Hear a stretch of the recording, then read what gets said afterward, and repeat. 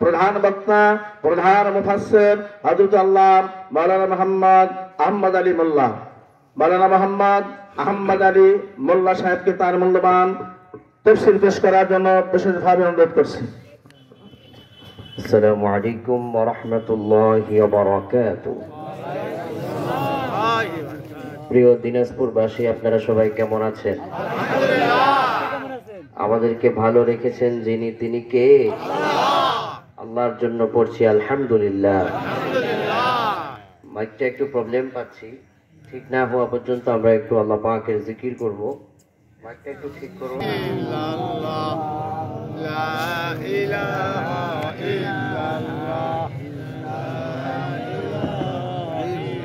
লা ইলাহা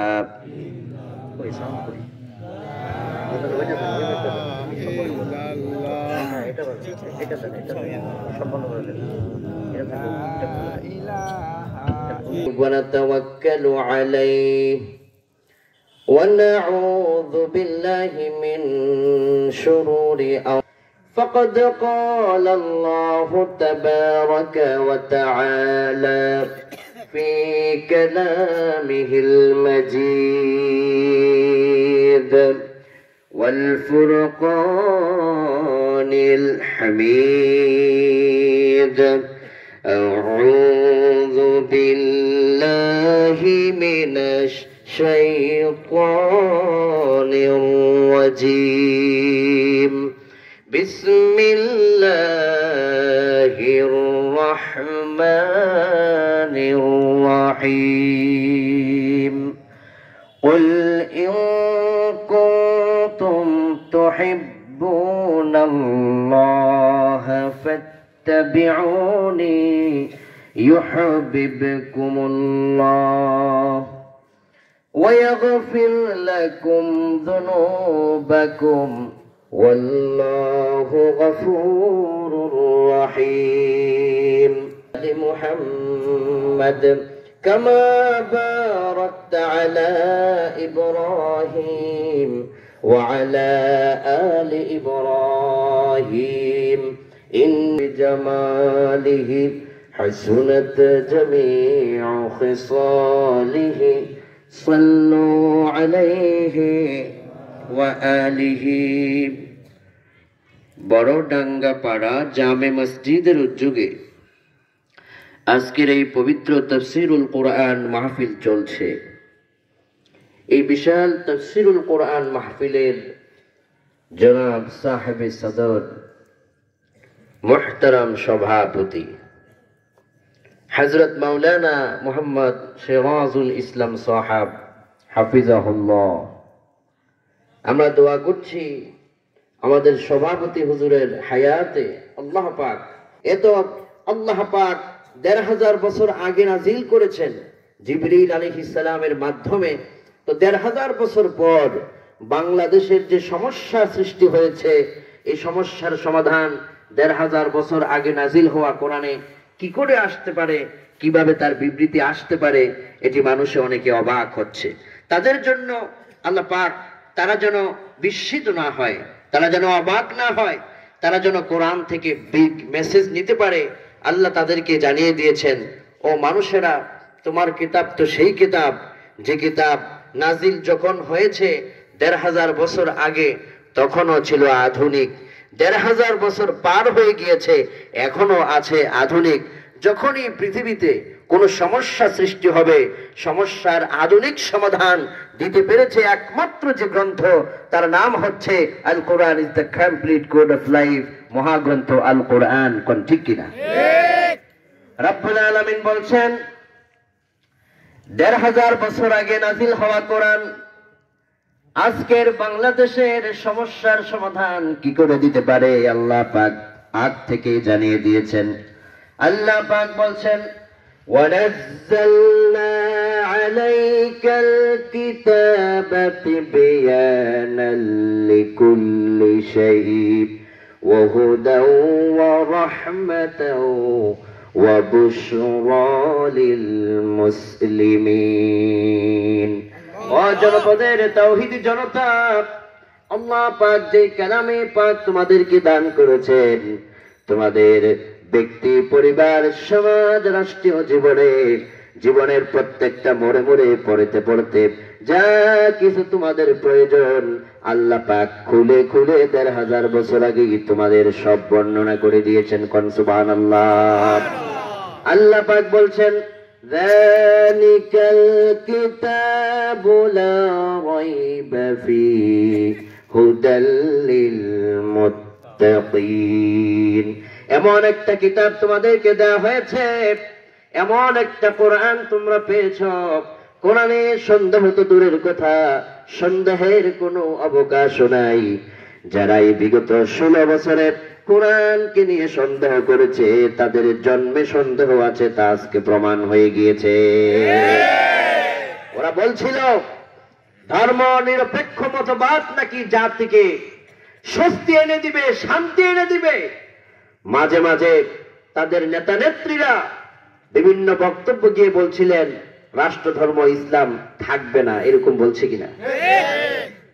আমার বক্তব্য হচ্ছে, যারা বলেছে রাষ্ট্রধর্ম ইসলাম চাই না, থাকবে না, এরপরে তাদেরকে দল থেকে বহিষ্কার, নানান রকমের কাজ হয়েছে। আমি এটাকে বলেছি নাটক। অনেকে বলছে যে হুজুর নাটক কিভাবে? আমার বক্তব্য হচ্ছে, আমি আমার দলে এমন কোন মানুষকে দায়িত্ব কেন দিব যে চূড়ান্ত ভাবে ইসলাম বিদ্বেষী, যদি আমি নিজে ইসলাম বিদ্বেষী না হই? ও ভুল করেছে। আমি তো বলি ও ভুল না, দলের একজন ছোট্ট কর্মীও যদি ভুল করে তো বুঝতে হবে তার নেতার মধ্যে ঘামলা আছে, সমস্যা আছে।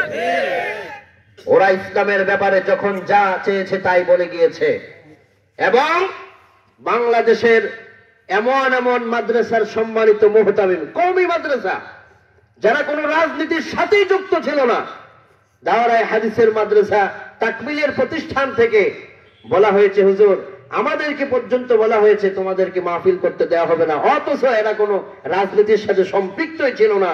অর্থাৎ দলমত নির্বিশেষে ওরা যেখানে আল্লাহর কোরআনের আওয়াজ হবে সেখানেই তারা কণ্ঠকে রোধ করতে চেয়েছে। তার মানে আল্লাহর কোরআন নিয়ে তারা চূড়ান্ত ভাবে সিদ্ধান্ত নিতে পারে নাই, তারা কোরআনের উপর সন্দেহ পোষণ করেছিল বলেই আজকে তামাম জাতি তাদেরকে বৃদ্ধাঙ্গুল দেখিয়েছে। এজন্য আল্লাহ পাক বলছেন, শোনো, কোরআনের প্রতি কোনো সন্দেহ নাই, সন্দেহের কোনো অবকাশ নাই। যারা সন্দেহ করবে তাদের 14 গোষ্ঠীর ভিতরে সন্দেহ আছে বলে তা প্রমাণ হয়ে যাবে। আল্লাহ পাক বললেন, কোরআনের সাথে যারা সম্পর্ক রাখে আল্লাহ পাক তাদেরকে কি সারপ্রাইজ দিবেন? আল্লাহ পাক বলছেন, হুদাল লিল মুত্তাকিন। এই কোরআনের সাথে যারা এই সম্পর্ক রাখবে আল্লাহ পাক তাদের হেদায়েতের উচ্চ চেয়ার দিয়ে তাদেরকে মুত্তাকি বানাবে। কোন সুবহানাল্লাহ। সুতরাং যে কোরআনে পরিবার, সমাজ, রাষ্ট্র, জীবনের প্রতিটি অঙ্গনে কি করে মানুষ তার সবকিছু পরিচালনা করবে সে কথা যেই কোরআনে আছে, সেই কোরআনেই আল্লাহ পাক বলে দিয়েছেন আগামী দিনের বাংলাদেশ কি করে সুন্দর একটি সুগঠিত পরিবেশ সৃষ্টি হবে, কাদের মাধ্যমে রাষ্ট্র শান্তি পাবে, সে কথা ১৫০০ বছর আগে কোরআনে যিনি বলেছেন তিনি কে? আগে সে মেসেজটাই নিব, বলেন ইনশাআল্লাহ। স্যার আইজ্যাক নিউটন আর তথাকথিত বুদ্ধিজীবীদেরকে নয়, বরং তোমরা একমাত্র অনুসরণ করবে যাকে, তিনি হচ্ছেন মানবতার বন্ধু নবী, বিশ্ব নবী মুহাম্মদ সাল্লাল্লাহু আলাইহি ওয়াসাল্লাম। কোন সুবহানাল্লাহ। বর্তমান দুনিয়ার সমস্ত মানবতার জন্য এই কথাটুকু অত্যন্ত গুরুত্বপূর্ণ যে আগামীর বাংলাদেশ যদি কেউ সুশৃঙ্খল শান্তিময় বাংলাদেশ আনতে চায় তাহলে তাদেরকে একমাত্র অনুসরণ করতে হবে যাকে, তিনি হচ্ছেন নবী মুহাম্মদ সাল্লাল্লাহু আলাইহি ওয়াসাল্লাম। এরপরে আল্লাহ বললেন, فاتبعوني يحببكم الله ويغفر لكم ذنوبكم والله غفور رحيم।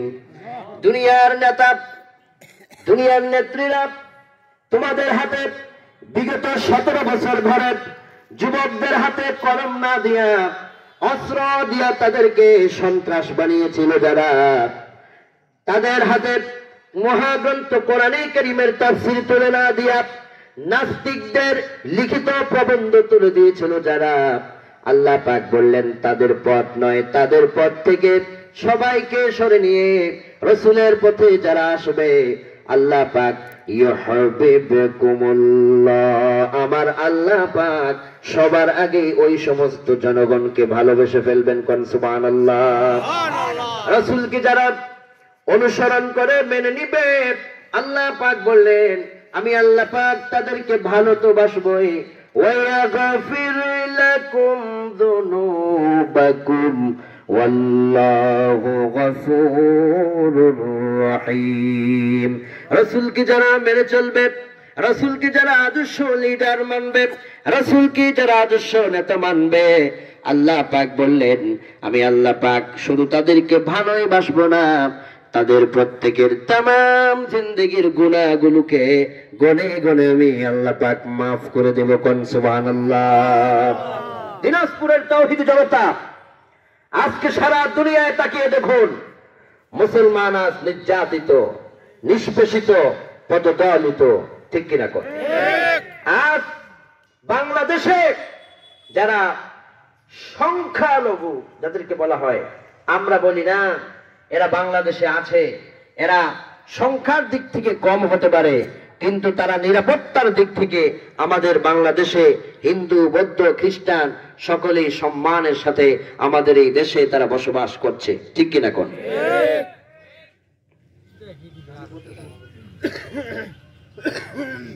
বাদ নয়, তারা একমাত্র অনুসরণ করবে রাসূলকে যদি এটা তাদের কথা হয়। আল্লাহ পাক বললেন দুনিয়ার সমস্ত মতবাদকে উপেক্ষা করে যারা বিশ্ব নবীর মতবাদকে গ্রহণ করে নেবে, বিশ্ব নবীর মতবাদ হচ্ছে আল কোরআনের মতবাদ। আল্লাহ পাক বললেন ইউহিব্বুকুমুল্লাহু ওয়া ইয়াগফির লাকুম যুনুবাকুম ওয়াল্লাহু গফুরুর রহিম। আল্লাহ পাক বললেন যারা সব মতবাদকে উপেক্ষা করে আল্লাহর মতবাদকে যারা প্রাধান্য দিবে, বিশ্ব নবীর মতবাদকে যারা প্রাধান্য দিবে আল্লাহ পাক তাদেরকে ভালো তো বাসবেনি, বরং ভালোবাসার পরে তাদেরকে এমনিতেই আল্লাহ পাক ছেড়ে দিবেন না। ওয়ায়াগফির লাকুম যুনুবাকুম, তাদের সবগুলো গুনাহগুলো আল্লাহ পাক গনে গনে মাফ করে দিবেন। কোন সুবহানাল্লাহ। এবার আমি আপনাদের কাছে জানতে চাই দুনিয়াতে এমন কোন নেতা কি হয়েছে, এমন কোন নেতার জন্ম কি হয়েছে যার ব্যাপারে বলা হয়েছে এই নেতাকে মানলে গুনাহ সব মাফ, এমন কি কেউ আছে? দুনিয়াতে আছে? ও দিনাজপুরের জনতা, আল্লাহ নিজে বলছেন আমার নবী মুহাম্মদ সাল্লাল্লাহু আলাইহি সাল্লামের তন্ত্র মন্ত্র কোরআনের রাজ যারা কায়েম করতে চাইবে এক যুগে সবার গুনাহ মাফ করব। যদি আমার গুনাহকে মাফ করাতে হয় আগামীর পার্লামেন্টে আল্লাহর কোরআনকে জাতীয় সংসদে পাঠাতে হবে। আল্লাহর কোরআনকে জাতীয় সংসদে নেবার জন্য যারা আপনাদের কাছে দোয়া চাইতে আসবে তাদেরকে আপনারা প্রমোট করবেন ইনশাআল্লাহ। আর আল্লাহর কোরআনকে জাতীয় সংসদে পাঠাবার জন্য যদি সাইদের মতো, মীর মুগ্ধের মতো আবারও বাংলার মাটিতে রক্ত দেওয়ার প্রয়োজন হয়, তরুণ জনতা তোমাদেরকে রক্ত আবারও দিতে হবে। কারা কারা প্রস্তুত? হাত তুলে আল্লাহকে দেখাও।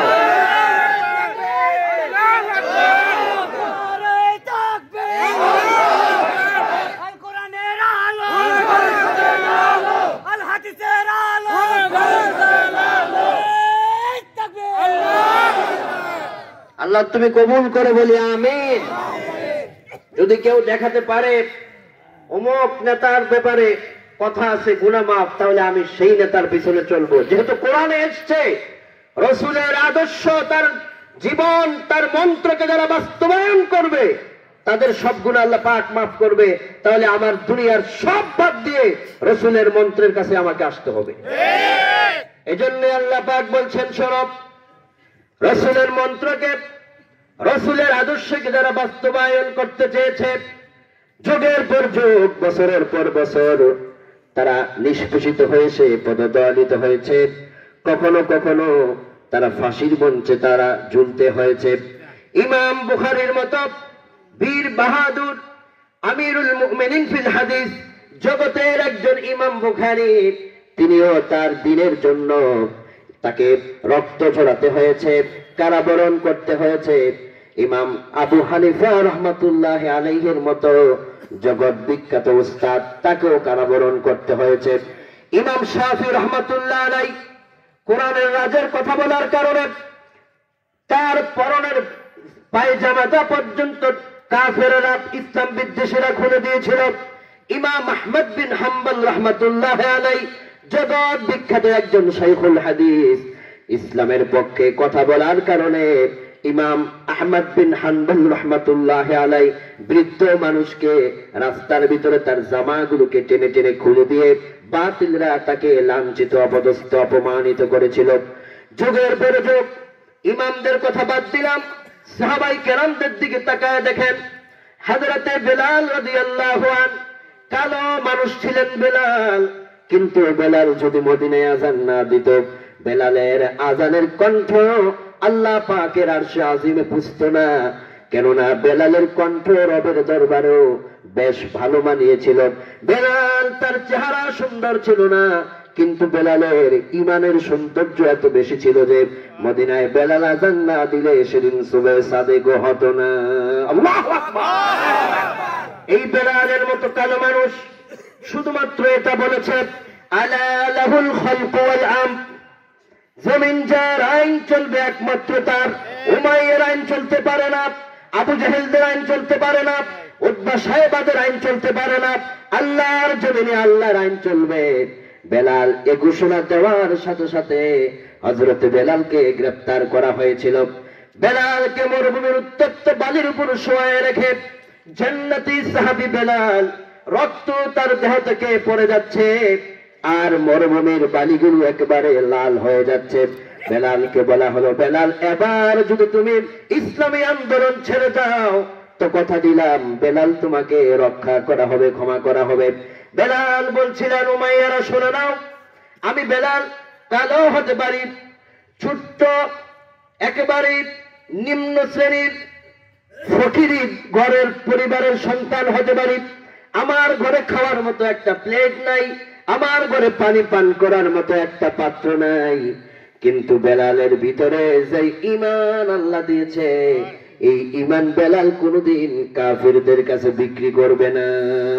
লোকেরা বলল, বেলাল তুমি যদি তোমার ঈমানকে ছেড়ে না দাও আর তোমার মত থেকে যদি তুমি ফিরে না আসো, এখন তো তোমার দেহ থেকে রক্ত ঝরেছে, একটু পরে তোমাকে ফাঁসির মঞ্চে নিয়ে গিয়ে তোমাকে দুনিয়া থেকে খতম করে দেওয়া হবে।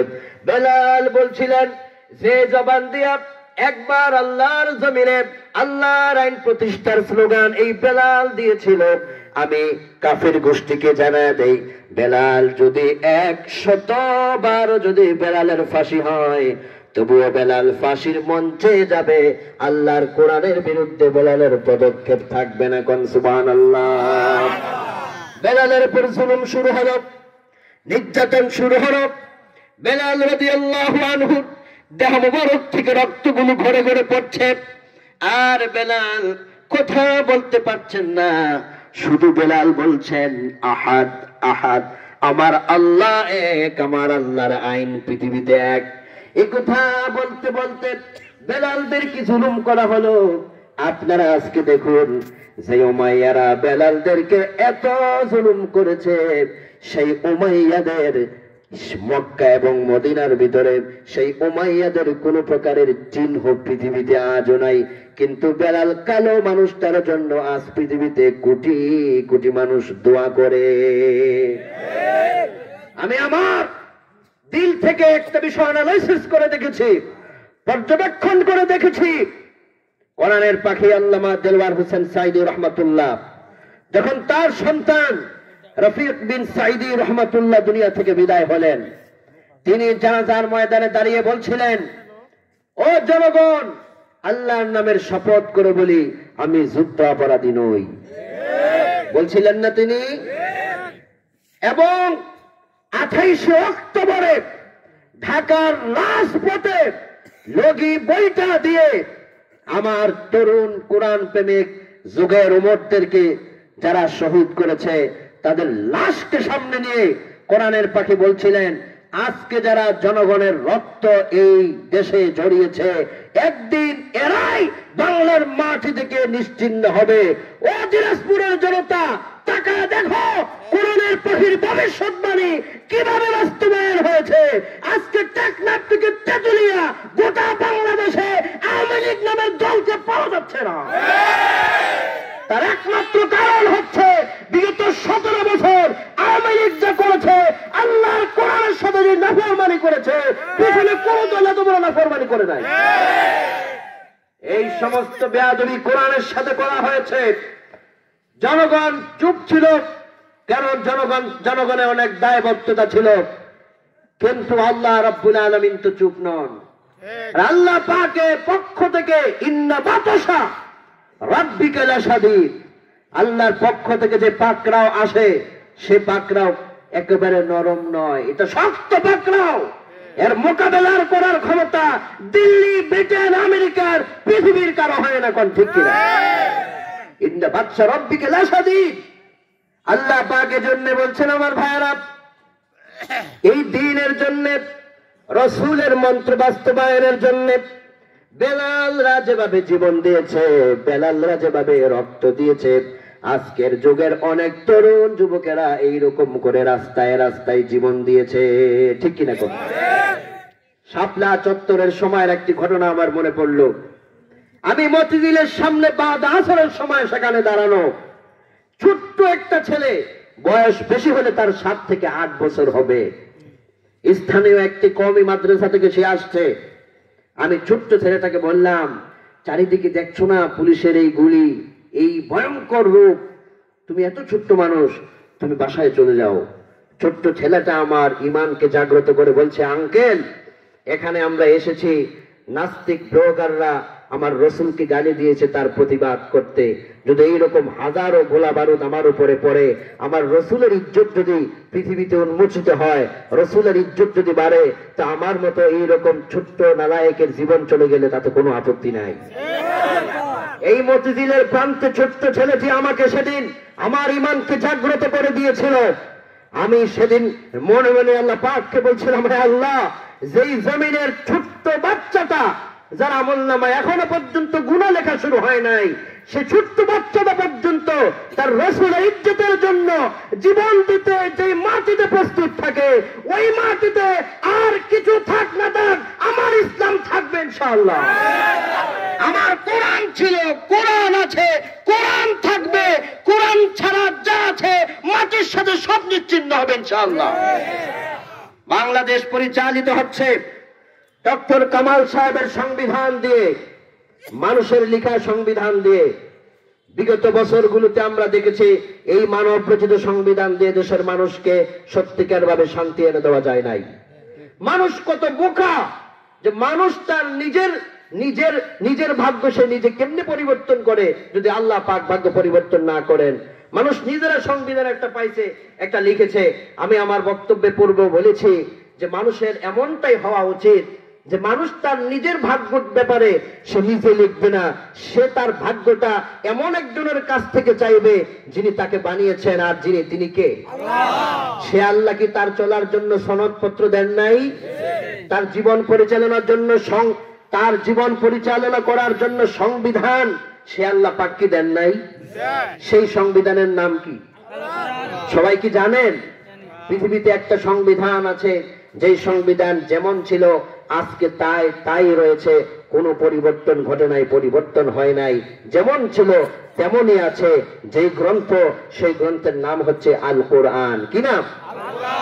দেখেন আমার ভাইয়েরা, আল্লাহ পাক আল ইমরানের 31 নম্বর আয়াতের ভিতরে দুনিয়ার মানবতাকে লক্ষ্য করে বললেন, কুল ইন কুনতুম তুহিব্বুনাল্লাহ ফাত্তাবিউনি ইউহিব্বুকুমুল্লাহ ওয়া ইয়াগফির লাকুম যুনুবাকুম ওয়াল্লাহু গফুরুর রহিম। আল্লাহর ভালোবাসা যদি পেতে চাও, রাসূলকে মানতে হবে। শান্তি যদি পেতে চাও, রাসূলের আদর্শের কাছে আসতে হবে। মুক্তি যদি পেতে চাও, রসুলের মন্ত্র, রসুলের তন্ত্র দিয়া তোমার ব্যক্তি, পরিবার, সমাজ, রাষ্ট্র গঠন করা লাগবে। ঠিক কিনা কোন? এবার দেখেন আমার ভাইয়েরা, এই মাহফিলের ভিতরে অনেক মা বোনেরা এসেছেন, অনেক তরুণ তরুণ যুবক ভাইরা এসেছেন। যে তরুণ যুবকদেরকে বিশ্বনবী সাল্লাল্লাহু আলাইহি ওয়াসাল্লাম কত মহব্বত করতেন দেখেন। তরুণ যুবক এখানে একটু কারা কারা একটু হাত তোলেন তো। যুবক 35 বছরের নিচে যাদের বয়স দেখছেন, পুরা প্যান্ডেল যুবকে ভরা। আলহামদুলিল্লাহ, আল্লাহ তুমি যুবকদেরকে কবুল করে বলি আমিন। বাংলার ইয়ার স্টার, বাংলার এই যুবকগুলো, ইয়াং স্টার গুলো, তারা যদি একটু মাত্র হুঙ্কার দিয়ে বলে আগামীর পার্লামেন্টে কোরআন ছাড়া কিছু মানি না, পৃথিবীর কোন বাবার সন্তানের ক্ষমতা নাই আল্লাহর কোরআনের বিরুদ্ধে যেতে পারে। আমার সাইদ মুগ্ধরা দেখায় দিয়েছে যে যুবকরাই চাইলে সব কিছু করতে পারে। ঠিক কিনা? যুবক ভাইরা, তোমাদের জীবন ধন্য, তোমাদেরকে আমরা সেলিব্রেট করি, তোমাদেরকে আমরা বুকে জড়াই। যুবক ভাইরা, বাঁচবার কতদিন, সিদ্ধান্ত নাও। অতীতে বহু কিছু দেখেছ, সামনে আল্লাহর কোরআনের রাজটা একটু দেখবা। ইনশাআল্লাহ বলেন। আল্লাহ তুমি কবুল করো কোন আমিন। যুবকেরা ইসলামের জন্য কতটুকু ত্যাগ করেছে দেখেন। বিশ্বনবী সাল্লাল্লাহু আলাইহি ওয়াসাল্লামের একজন সাহাবী, তার নাম হচ্ছে সাদ আস-সালামি রাদিয়াল্লাহু আনহু, ফকিহ আবুল্লাহ সামারকান্দি, তিনি ব্যাখ্যা করেছেন। যুবক একজন সাহাবী, কালো মানুষ, আল্লাহর রাসূলকে কি মহব্বত করত, রাসূলকে কিভাবে মেনে চলতো, রাসূলের জন্য কি পাগল ছিল যুবক। বিশ্বনবীর দরবারে সাদ আস-সালামি আসলেন, নবীজির দরবারে বসে কান্না করতেছেন। আল্লাহর হাবিব জিজ্ঞেস করলেন, ও আমার সাদ, তুমি যুবক মানুষ কান্দো কেন? নবীজিকে সাদ বললেন, ইয়া রাসূলুল্লাহ, ইয়া হাবিবাল্লাহ, আপনি আমাকে বলুন, আমি কি আল্লাহ রাব্বুল আলামিনের জান্নাতে যেতে পারবো না? নবীজি অবাক হয়ে গেলেন। ও সাদ, তুমি জান্নাতে যেতে পারবে না, এই প্রশ্ন কেন করলেন? সাদ, তুমি কি ঈমান আনো নাই? তুমি কি আমার ইসলামের জন্য তোমার রক্ত ঢেলে দেওয়ার জন্য খাতায় নাম লিখাও নাই? সাদ বললেন, ইয়া রাসূলুল্লাহ, আপনার পবিত্র পবিত্র জলসায় বসার আগে আমি আপনার দরবারে আল্লাহ পাকের প্রতি কালেমা পড়ে ইসলাম গ্রহণ করেছি, আমি আপনার সাহাবী হওয়ার সৌভাগ্য পেয়েছি। আল্লাহর হাবিব বললেন, তাহলে তুমি জান্নাতে যেতে পারবে কিনা এই প্রশ্ন কেন করলে? এবার সাদ আসল তথ্য নবীজিকে জানায়। তা হলো, সাদ তিনি যুবক মানুষ, রাসূলের সব সুন্নত গুলো তার মানা হয়েছে, ফরজ গুলো সে মেনে চলে, কিন্তু একটা সুন্নত সে এখনো মানতে পারে নাই। সেটা হলো বিশ্ব নবী সাল্লাল্লাহু আলাইহি ওয়াসাল্লামের একটা সুন্নত, নিকাহ, বিবাহের সুন্নত। যুবক মানুষ, এখন তিনি বিয়ে করতে পারেন নাই। নবীজি তাকে বললেন, সাদ, কেন তুমি বিয়ে করতে পারো নাই? সাদ বলছেন, ইয়া রাসূলুল্লাহ, আমার চেহারার দিকে তাকান, আমি একজন কালো মানুষ। এই মদিনার ঘরে ঘরে ঘুরে দেখলাম বাবা তার মেয়েদেরকে কতজনকে বিয়ে দেয়, কিন্তু আমার পক্ষ থেকে কোনো প্রকারের যদি সালাম বিনিময় করা হয়, তারা আমার কাছে কোনো কন্যা দিতে চায় না। ইয়া রাসূলুল্লাহ, ইয়া হাবিবাল্লাহ, আমি আপনার সবগুলো সুন্নতকে পুঙ্খানুপুঙ্খানুভাবে মেনে চলার সৌভাগ্য পেয়েছি, কিন্তু আমার মন সাক্ষী দেয় এই একটা সুন্নত, বিয়ের সুন্নত যদি পালন যদি করতে না পারি, একটা সুন্নত আমার বাদ থেকে যাবে। আল্লাহর হাবিব তার মনের অবস্থা দেখে খুশি হলেন। হৃদয়ের মধ্যে আল্লাহর প্রতি কত ভালোবাসা, যে আমি একটা সুন্নত মানতে পারি না, যদি এটা মানতে পারতাম। সাহাবী একটা সুন্নত মানতে না পারার কারণে হৃদয়ে তার কত রকমের আগ্রহ, কত কষ্ট, আর আমরা ফরজ পর্যন্ত ছেড়ে দেই, আমাদের কোনো অনুশোচনা নাই। ঠিক কিনা কোন? ফরজ ছুটে যায়, কিন্তু এই সাহাবীর ছোট্ট একটা সুন্নত ছুটে গেছে। ওনার হৃদয়ের মধ্যে কি একটা কষ্ট, হারে যদি এর আগে আমি মারা যাই, তো একটা সুন্নত তো আমি পালন করতে পারলাম না, যদি আমি বিয়েটা করে মরতে পারতাম। আল্লাহু আকবার। এবার দেখেন আমার ভাইয়েরা, আল্লাহ হাবিব বললেন, ও সাদ, তুমি চিন্তা করো না, আমি বিশ্ব নবী কথা দিলাম, আমি নবী নিজে উপস্থিত থেকে তোমার বিবাহের কাজ সম্পাদন করাবো। কোন সুবহানাল্লাহ।